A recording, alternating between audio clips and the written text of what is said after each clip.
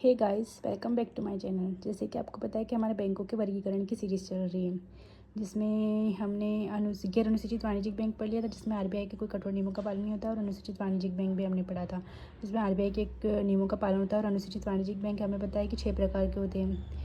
नहीं, अनुसूचित वाणिज्यिक बैंक के पहले 2 प्रकार के होते हैं, जिसमें मेरे वाणिज्यिक बैंक थे और फिर सरकारी बैंक थे। वाणिज्यिक बैंक 6 प्रकार के होते हैं, जिसमें सार्वजनिक वाणिज्यिक बैंक और निजी वाणिज्यिक बैंक हमने पढ़ लिया था। सार्वजनिक वो जो कि कल्याण के लिए, क्योंकि सरकार द्वारा संचालित किए जाते हैं, 51% से अधिक शेयर गवर्नमेंट के होते हैं और कल्याण के बेसिस पे कार्य करते हैं। और निजी वाणिज्यिक बैंक वो होते हैं जिसके कि निजी व्यक्तियों के ज़्यादा शेयर होते हैं। इसमें सरकार के 50% से कम शेयर होते हैं और निजी व्यक्तियों के ज़्यादा 50-51% से ज़्यादा शेयर निजी व्यक्तियों के होते हैं, तो उन्हें निजी वाणिज्यिक बैंक कहते हैं। आज हम आगे के वाणिज्यिक बैंकों के बारे में पढ़ेंगे, ठीक है। तो सबसे पहला कौन सा है फिर था, जो हमने देखा था सार्वजनिक वाणिज्यिक बैंक हमने पढ़ लिया था, और निजी वाणिज्यिक बैंक हमने पढ़ लिया था। अब हम पढ़ेंगे विदेशी बैंक। इसका मुख्यालय कहाँ है? भारत के बाहर तथा भारत में किसी भी स्थान पर एक निजी संस्थान के रूप में कार्यालय करेगा, मतलब भारत के बाहर भी हो सकता है। विदेशों का कोई बैंक होता है जिसने भारत में आकर कोई शाखा खोली, उसे विदेशी बैंक कहते हैं। अब इसका मुख्यालय भारत के बाहर भी हो सकता है, फिर भारत के अंदर किसी स्थान पर हो सकता है, ठीक है। आरबीआई के नियमों के साथ भारत के बाहर स्थित अपने हेड ऑफिस द्वारा निर्धारित नियमों के तहत संचालित होगा। मालिक विदेशी लोग होते हैं, क्योंकि विदेशी बैंक के तो विदेशी से आए होते, तो आरबीआई के नियमों का तो पालन करना ही करना है। इन पे तो दोहरे नियमों का पालन होता है। एक तो इनके देश के जो जहाँ से ये आए हैं वहाँ के नियमों का, बैंक वहाँ के जो बैंकों के रेगुलेशन से वहाँ पे भी कोई केंद्रीय बैंक होगा, जैसे अपने आरबीआई, वैसे अमेरिका में अमेरिका का केंद्रीय बैंक है, तो ये सारे उनके भी नियम कुछ रूल्स रेगुलेशंस होते हैं। तो इन विदेशी बैंकों कुछ होता है ना, इन्हें अपने देश में, अगर आप भारत में आए हैं तो इन्हें अपने देश के नियमों का तो पालन करना ही करना है, लेकिन जो अदर कंट्री में जो नियम है ना, मतलब जो जहाँ जिस कंट्री से ये आए हैं वहाँ के नियमों का पालन भी नहीं करना पड़ेगा। जैसे कि अपना भारत का कोई बैंक अगर अमेरिका में जाता है तो उसे हमारे आरबीआई द्वारा निर्धारित नियमों का तो पालन करना ही होगा, साथ में अमेरिका के जो रूल्स है उनका भी उसे पालन करना होगा, ठीक है।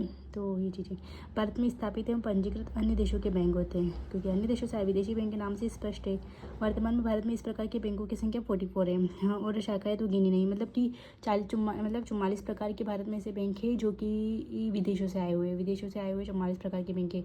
बैंकों के नाम है, मतलब कि उनकी शाखाएं अलग अलग स्थान पर हो सकती है। जैसे कि सेंट्रल बैंक है तो वो किसी ये यहाँ दिल्ली में अलग है, यूपी में अलग है, कोई कुछ अलग अलग सेक्टर में अलग अलग तरह से होता है। जैसे स्टेट बैंक है तो वो हर एक स्टेट में, तो मतलब उनकी ब्रांचेस तो अलग अलग है, लेकिन ऐसे कुल मिलाकर 44 बैंक, टोटल बैंक 44, जैसे स्टेट बैंक, सेंट्रल बैंक, इस तरह से बैंकों के नाम नहीं होते, उस प्रकार से 44 तरह के बैंक है, लेकिन इनकी शाखाएँ तो होंगे तो पता नहीं कितने हो जाएंगे। सबसे बड़ा विदेशी बैंक है स्टैंडर्ड चार्टर्ड बैंक यूके। इसकी शाखा भारत में सबसे ज़्यादा है, क्योंकि सबसे बड़ा क्यों, क्योंकि इसकी जो ब्रांचेस है वो सबसे ज़्यादा है। जिसे बोलते हैं स्टैंडर्ड चार्टर्ड बैंक, यूके का है, यूनाइटेड किंगडम का है, ब्रिटेन का है, मतलब ब्रिटेन ने हमारे ऊपर राज किया था, तो उसी के सबसे ज़्यादा बैंक। स्वाभाविक है कि स्वतंत्रता से पहले इसने स्थापित किए थे, तो ऑब्वियसली उसके सबसे ज़्यादा बैंक होंगे, तो इसकी शाखाएँ भी सबसे ज़्यादा है। तो कौन सा है? स्टैंडर्ड चार्टर्ड बैंक यूके का है, ठीक है। अब अगला आता है लघु वित्त बैंक, स्मॉल फाइनेंस बैंक। इनका मुख्य लक्ष्य क्या है? सबसे पहले तो वित्तीय समावेशन, सभी बैंकों को जोड़ना तथा उनकी मदद करना, किसान असंगठित क्षेत्र को लोन देना, छोटे उद्योगों को भी लोन देना। लघु वित्तीय बैंक आपको पता है स्मॉल फाइनेंशियल ये बैंक खोले गए थे। इनका मुख्य उद्देश्य किस लिए खोले गए थे? कि वित्तीय समावेशन करना। वित्तीय समावेशन मतलब कि सबसे गरीब लोगों का बैंकों को से जोड़ना, सबको बैंकों से जोड़ना, और बैंकों की मदद भी करता है। सभी प्रकार के बैंकों से जोड़ना, उनकी मदद करना, लोगों की मदद करना, ज़रूरतमंद लोगों को लोन देना, कम ब्याज दर पर लोन देना, छोटे उद्योगों को भी लोन देना, क्योंकि छोटे लोगों को, गरीब लोगों को ये बड़े बड़े बैंक लोन नहीं देते, क्योंकि इनका क्रेडिट रेटिंग जिसकी अच्छी होती है उनको ही लोन देते हैं। कहने की बात है कि इनका लेन देना पड़ेगा वगैरह वगैरह, पर ऐसा कुछ नहीं करते ये। जिनकी क्रेडिट रेटिंग अच्छी होगी उन्हीं लोगों को देते हैं, क्योंकि इनको भी पता है कि हाँ भाई ये चुकाने की कैपेबिलिटी रखते हैं। तो सरकार ने इसके लिए फिर स्मॉल फाइनेंस बैंक की स्थापना की गई थी, क्योंकि इनको ना, मतलब सब लोगों का अगर वो बड़े बैंकों से नहीं पहुँचे तो इनमें अपना अकाउंट खुलवा ले, सभी लोगों को बैंकों से जोड़े, सभी की मदद करना, इसके लिए इन्होंने बैंक खोले थे, ठीक है। ये देश के बैंकिंग सुविधा रहित क्षेत्र को वित्तीय सेवाएं प्रदान करते हैं। ये ऐसे क्षेत्र में जहाँ पर कोई बैंक है ही नहीं, बैंक की कोई शाखा है ही नहीं, बैंक है ही नहीं, वहाँ पे ये इस तरह के बैंक खोले गए थे। उद्देश्य ग्रामीण व अर्ध शहरी क्षेत्रों में वित्तीय सेवाओं तक पहुँच विस्तार करना, ठीक है। ऐसे फिर भी मतलब स्मॉल फाइनेंस बैंक एक सामान्य वाणिज्यिक बैंक की तरह कार्य करते हैं, किंतु छोटे पैमाने पर होते हैं, क्योंकि छोटे से होते हैं, छोटी सी एक शाखा होती है, कहीं पे खुली हुई होती है। ये करते तो पूरी तरह से वाणिज्यिक बैंकों की तरह, लेकिन एक छोटे पैमाने पर करते। 2011 में प्रस्तावित हुए थे वित्तीय समावेशन हेतु, इन्हें बनाया भी अभी थोड़े टाइम पहले गया था, 2011 में ये बने थे। क्योंकि सबको बैंकों से जोड़ने के लिए, ठीक है। न्यूनतम पूंजी 100 करोड़ रुपए होनी चाहिए, किंतु 5 वर्षों के भीतर संबंधित बैंक को उसे 200 करोड़ के रुपए में अपना कन्वर्ट करना पड़ेगा, कि इनके पास अपना खुद की गारंटी के रूप में रखने के लिए 100 करोड़ रुपये होना चाहिए, और 5 वर्षों के पश्चात उन्हें 200 करोड़ करना होगा उस पूंजी को, ठीक है। 75% प्रायोरिटी सेक्टर लैंडिंग प्राथमिकता क्षेत्र देता है, छोटे छोटे को 75% लोन देना RBI द्वारा लगाई गई शर्त। PSL के बारे में शायद आपने कभी सुना होगा, प्रायोरिटी सेक्टर लैंडिंग, जो कि सभी बैंकों को कुछ ना कुछ परसेंट उसमें देना होता है, जो कि जिसमें होते हैं कृषि क्षेत्र आता है, MSME आते हैं, ये सारे उद्योग होते हैं। तो बाकी सभी सेक्टर को शायद 40% या 35% 40% के इतना ही देना होता है जिन बाकी बैंकों को, लेकिन ये जो स्मॉल फाइनेंस बैंक होता है इन्हें कितना 75% देना होता है अपने PSL के अंतर्गत। मतलब कि इन गरीब मतलब कि वर्क करने वालों को, जो छोटे लघु मध्यम और सूक्ष्म उद्योग खोलने उन लोगों को, कृषि क्षेत्र में लगे किसानों को, इनको ज़्यादा लोन है, 75% लोन इनको ही देना होगा इनको, ठीक है। पहली बात तो इनका सबसे पहली बात तो इनका मुख्य लक्ष्य इनको खोले इसलिए गए थे क्योंकि गरीबों की मदद कर सके, छोटे उद्योगों की मदद कर सके, तो ऑब्वियसली इनको सबसे ज़्यादा परसेंट उन्हीं को देना होगा, ठीक है। SFB को ऐसे क्षेत्र में अपनी बैंकिंग शाखाएँ खोलनी होगी जहाँ आज तक किसी भी बैंक की शाखा नहीं होती। इनकी 25% शाखा ऐसे क्षेत्र में होनी चाहिए जहाँ तक आज तक एक बैंक भी नहीं पहुँचा है और एक भी शाखा नहीं है बैंक की, ठीक है। तो ये हो गया लघु वित्त बैंक। कुल मिला के कुछ नहीं है इसमें, इसका मतलब है वित्तीय में समावेशन करना और ऐसे स्थान पर खोलना जहाँ पर कोई बैंक की कोई शाखा नहीं हो, पहले से कोई बैंक मौजूद नहीं है, और 25% शाखा ऐसे स्थान पर होना जहाँ पर कोई बैंक आज तक गया ही नहीं है, और 75% अपना पार्ट इनको PSL में देना होगा, जिसमें ये लघु सूक्ष्म मध्यम उद्योग की आगे बढ़ाने के लिए, और ये छोटे स्तर पर कार्य करते हैं, ठीक है। और कुछ नहीं, उद्देश्य ग्रामीण और अर्धशहरी क्षेत्रों को वित्तीय सेवाओं को तक पहुँच बनाना है, ताकि छोटे से मतलब गरीब से गरीब लोग बैंकों तक पहुँच पाए, ठीक है, और उनकी मदद कर पाए बैंक के माध्यम से। अब इतना हो गया था, चलो अगला। इसमें 2 पॉइंट हो रहे हैं। बैंक ऋण का 50% ऋण 25 लाख रुपए की सीमा में संयुक्त उद्यम की अनुमति नहीं बैंक खोलकर, ठीक है। वर्तमान में SFB 11 है। निजी लोगों द्वारा खोले गए कोई दूसरा कार्य साथ में नहीं कर सकते, बैंक खोलकर कोई दूसरा कार्य साथ में नहीं खोल सकते, सॉरी। बैंक ऋण का 50% ऋण 25 लाख रुपए की सीमा में ही देना होगा इनको। पता चला कि 50 लाख 60 लाख 70 लाख रुपए तक ऋण दे दिया, अब किसानों को दे दिया इतना पैसा, तो उनकी फसल अच्छी नहीं बर्बाद हुई तो बैंक का तो इतना मतलब जो लोग विश्वास करके जमा करते हैं उसमें तो उनका तो पैसा डूब ही जाएगा ना एक तरह से। तो 50% ऋण इनको 25 लाख रुपए की सीमा में ही देना होगा। पता चला कि कोई MSME वाले को 25 लाख छोड़ के ऊपर तो बहुत ज़्यादा लोन दे दिया और उनका उद्योग धंधा चला ही नहीं, काम ही नहीं किया, ने वो वापस रिटर्न नहीं कर पाए, तो बैंक तो पूरा डूब जाएगा ना, बेचारे लोगों के पैसे डूब जाएंगे। इसलिए इनको 50% लोन 25 लाख की सीमा के अंदर देना होगा, 25 लाख से ज़्यादा रुपये का लोन नहीं दे सकते। और संयुक्त उद्यम की अनुमति नहीं, मतलब कि बैंक खोलकर ये कोई दूसरा कार्य नहीं कर सकते। जैसे कि पता चला कि एक तरफ तो उन्होंने बैंक खोल रखा है, एक तरफ ये कोई बिजनेस चला रहे अपना ही नहीं, ऐसे तो ये कार्य नहीं कर सकती, ठीक है। वर्तमान में स्मॉल फाइनेंस बैंक की कितनी 11 शाखाएं है, और जो लोगों द्वारा खोली गई वो अलग है, लेकिन सरकार द्वारा बनाई गई केवल 11 शाखाएं, ठीक है। अब अगला है हमारा पेमेंट बैंक, भुगतान बैंक। उन लोगों की बैंकिंग सेवाएं प्रदान करना जिनके पास बैंकिंग की सुविधा नहीं है, मतलब जिनों के पास कोई बैंक में खाता नहीं है, अकाउंट नहीं है, ये सारी चीज़ें नहीं है, तो उनको ये बैंक सुविधा प्रदान करना। इसकी विशेषताएं क्या है भुगतान बैंक की? दूर दराज के क्षेत्र में बैंक की सुविधा होती है, मतलब कि जहाँ पे बैंक अवेलेबल नहीं होती है वो लोग बैंकों में खाता नहीं खुलवा पाते हैं, ठीक है। कमाए वालों की बचत, मतलब कि जो छोटा मोटा जैसे कि कोई 10,000 रुपये कमा रहा है, अगर उसमें से 1,000 रुपये तो 2,000 रुपये सेविंग भी कर रहा है तो इसमें जमा कर सकता है। अच्छा ब्याज देते हैं, मतलब ब्याज भी अच्छा देते हैं, आसानी से पैसों का स्थानांतरण हो जाता है। आपको पता है पेमेंट पेटीएम पेमेंट बैंक वगैरह इनमें आसानी से इधर एक मोबाइल से दूसरे मोबाइल पर आसानी से ट्रांसफ़र कर सकते हैं हम। गाँव शहरों की बीच की दूरियाँ या समाप्त हो जाएगी, ठीक है, इसे क्योंकि ट्रांजेक्शन हो जाएगा तो गाँव शहरों के बीच की दूरियाँ पूर्णतः समाप्त हो जाएगी।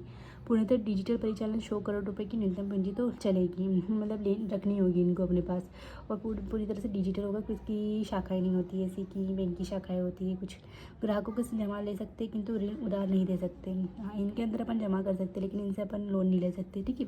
प्रति व्यक्ति अधिकतम 1 लाख रुपये राशि जमा कर सकते हैं, कोई व्यक्ति 1 लाख से ज़्यादा की राशि इसमें जमा नहीं कर सकता। डेबिट कार्ड ATM द्वारा जारी करते हैं लेकिन क्रेडिट कार्ड नहीं होता है, ये हमें क्रेडिट कार्ड नहीं देते। ATM कार्ड जरूर देते हैं जिसमें आप पैसा निकाल सकते हैं, लेकिन क्रेडिट कार्ड नहीं है, ये नहीं दे सकते। हमारे देश में वर्तमान में 6 पेमेंट बैंक है।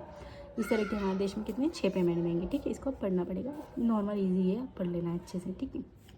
अब हमारे पास आते हैं क्षेत्रीय ग्रामीण बैंक, रीजनल रूरल बैंक। इनकी स्थापना कब हुई थी? सबसे पहले तो 2 अक्टूबर 1975 को स्थापित हुई थी। उद्देश्य क्या था इनका? ग्रामीण बैंक है तो ऑब्वियसली कृषि और अन्य ग्रामीण क्षेत्रों के लिए पर्याप्त ऋण सुनिश्चित करना था। इनकी स्थापना में 50% भारत सरकार के शेयर थे और 15% राज्य सरकार के शेयर थे और 35% प्रायोजित बैंक के शेयर होते थे। मतलब कि प्रायोजित बैंक मतलब कि जो इनका रेगुलेटर करती, जो इनकी रेगुलेटरी बॉडी थी, जो इनके अंदर मतलब कर्मचारियों की नियुक्ति, इनको अपने बैंक से कर्मचारियों को भेजना, कुछ काम नहीं हो रहा था, तरह से कार्य करना, तो वो सारे वो इनके ऊपर पूरी तरह से संचालित करते थे, वो क्या होते थे। नाबार्ड द्वारा रेगुलेटेड कुल बैंकों की संख्या कितनी 43। पहले वो ज़्यादा संख्या में थे लेकिन कुछ अच्छी तरह से कार्य नहीं कर पाए, तो इनकी जो रेगुलेटरी बॉडी थी ना, इनके अंदर इनको मिला दिया गया है, इसलिए अब वर्तमान में केवल 43, अब तो और भी कम हो गए होंगे। ठीक है, तो ये हो गया हमारे आज की जो होता है ना को वाणिज्यिक बैंक मतलब 2 प्रकार कर पढ़ लिए थे हमने, और 4 और आज समझ लिए, जिसमें सबसे पहले हमने, आप स्क्रीनशॉट ले लीजिए, सबसे पहले तो नोट्स प्रॉपर बनाइएगा, ठीक है, इसका भी ले लेना, ठीक है। अब देखो एक बार वो एक्सप्लेन कर देती हूँ मैं अच्छे से, ठीक है। तो सबसे पहले हमने कल सार्वजनिक वाणिज्यिक बैंक और निजी वाणिज्यिक बैंक पढ़ लिया था। कुछ नहीं, सार्वजनिक वाला गवर्नमेंट के द्वारा होता है और गवर्नमेंट कुछ भी खोलते तो कल्याण के लिए, क्योंकि योजनाएं वगैरह निकालते तो कल्याण के लिए। निजी लोग, व्यापारी लोग हमेशा लाभ के बेसिस पे कार्य करते, तो निजी लोगों का होता है ये लाभ के लिए कार्य करने वाले होते हैं, ठीक है। अब आता है विदेशी बैंक। विदेशी बैंक ऑब्वियसली विदेशों की कोई बैंक आगे भारत में शाखा, मतलब भारत में ब्रांच खोलेगी अपनी, इनका हेडक्वार्टर विदेशों में होगा, दोनों इन्हें आरबीआई के रेगुलेशन का भी पालन करना होगा, और जहाँ की ब्रांच है वहाँ के जो नियम कानून है उनका भी पालन करना होगा, सारी चीज़ें होती है, ठीक है। लघु वित्त बैंक। लघु वित्त बैंक आपको पता है स्मॉल फाइनेंस बैंक। स्मॉल मतलब कि ये वाणिज्यिक बैंक की तरह होते हैं लेकिन छोटे स्तर पर कार्य करते हैं।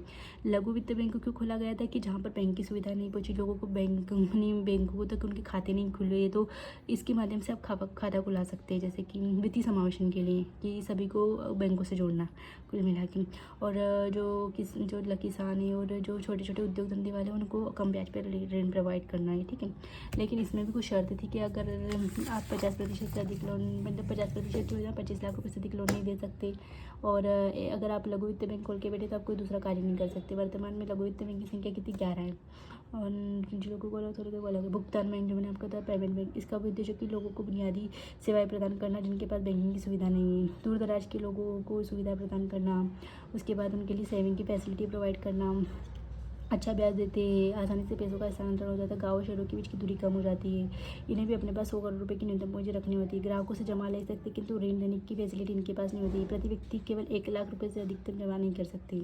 डेबिट ATM कार्ड जारी कर सकते लेकिन क्रेडिट कार्ड जारी नहीं कर सकते। अब आते क्षेत्रीय ग्रामीण बैंक। क्षेत्रीय ग्रामीण बैंक बहुत अच्छे बैंक थे, मतलब इनकी स्थापना तो काफ़ी अच्छे उद्देश्य से की गई थी कि गाँव में फुल ऑन बैंक की सुविधा प्रोवाइड करना लोगों को, और उन्हें अच्छे से ऋण मिल जाए, वो अच्छे से कृषि कार्य में किसान काम कर पाए, ग्रामीण क्षेत्र के लोगों को अच्छे से ऋण मिल जाए, उन्हें सारी फैसिलिटी मिल जाए। मतलब कि इसका एम्बिशन तो अच्छा था लेकिन ये इस तरह से कार्य नहीं कर पाया, क्योंकि आपको पता है धीरे धीरे जो भी सरकारी लोग होते थे, इसमें सरकारी होते थे, तो वो उनको अंदर इतनी होती नहीं थी कि भाई वो अपने इतनी अच्छा से वर्क करें, इतना अच्छे से काम करें, उनको प्रॉपर सैलरी मिलती थी तो ठीक है, वो इतना ध्यान नहीं देते थे इन सब चीज़ों में। तो 2 अक्टूबर 1975 को स्थापित हुए थे। उस जब तक स्थापित होते ना उस समय बहुत ज़्यादा ब्रांचेस खोली गई थी, बहुत ज़्यादा, लेकिन अब वर्तमान में केवल 43, उससे भी कम ब्रांचेस रह गए होगी, ठीक है। नाबार्ड द्वारा, अब नाबार्ड ने इसके ऊपर रेगुलेट करता है, ठीक है। कृषि और अन्य ग्रामीण क्षेत्रों में पर्याप्त ऋण सुनिश्चित करने के लिए इसकी स्थापना में पहले इसमें 50% शेयर सरकार के होते थे, 15% राज्य सरकार के होते थे, और 33% प्रायोजित बैंक वो जो कि इसमें रेगुलेट करती थी पूरी तरह से। इसके ऊपर मतलब जो इन क्षेत्र रीजनल रूरल बैंक के ऊपर इसका कंट्रोल होता था। इनके जो कर्मचारियों की नियुक्ति करने का काम भी इसी का होता था, ये अपने कर्मचारियों को भेजती थी, ये सारी चीज़ें वो यही बैंक देखती थी। इसके मतलब पूरा संचालन कैसे करना है, कितना ब्याज आया, कितना ब्याज गया, और इसको कैसे चलाना, बिजली वगैरह सब चीज़ें यही बैंक देखती थी, इसलिए प्रायोजित बैंक कहते थे, ठीक है। इनके भी शेयर होते थे 35%। तो ये आज हमारा अनुसूचित वाणिज्यिक बैंकों के प्रकार पूरी तरह से कंप्लीट हो चुके हैं, जिसमें वाणिज्यिक बैंकों वाला पूरा पोर्शन कंप्लीट हो गया है। 6 प्रकार हमने देख लिए। अब कल हम सहकारी बैंक देखेंगे। सहकारी बैंक के प्रकार वो ज़्यादा थे, तो उनको भी समझेंगे और ये पूरी तरह से हम देखेंगे, ठीक है। तो इसी तरह आप प्रॉपर क्लास करते रहिए, नोट्स बनाते रहिए, और लाइक कमेंट शेयर करिए, क्लास को ज़्यादा से ज़्यादा लोग देख पाए। और thanks for watching. Okay bye.